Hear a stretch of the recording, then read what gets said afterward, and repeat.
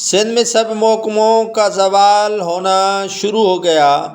زوال پذیر ہوا اب محکمہ صحت پہلے کی طرح۔ سندھ میں نہ ادویات ہے، نہ ڈاکٹر ہیں اور نہ ہی علاج ہے۔ سندھ بھر میں خناق سمیت دیگر امراض پھوٹ پھوٹ کر اٹھنے لگے، لیکن مجال ہے کہ محکمہ صحت اس پر توجہ دے۔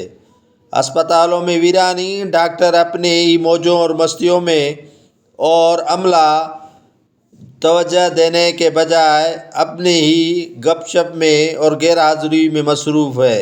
اربوں روپے کے بجٹ محکمہ صحت سندھ کو دی جاتی ہے، لیکن وہ صرف کاغذات میں پڑی رہتی ہے۔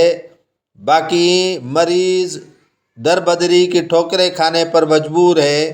نہ تو ان کو اسپتال سے کوئی دوائی دی جاتی ہے، وہ باہر سے مہنگی مہنگی ادویات لینے پر مجبور ہے۔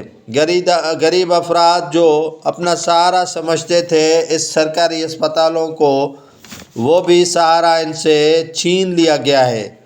خناق کے مرض سے اب تک سندھ بھر میں سینکڑوں بچے جاں بحق ہو چکے ہیں، لیکن محکمہ صحت کی اس طرف کوئی توجہ نہیں ہے۔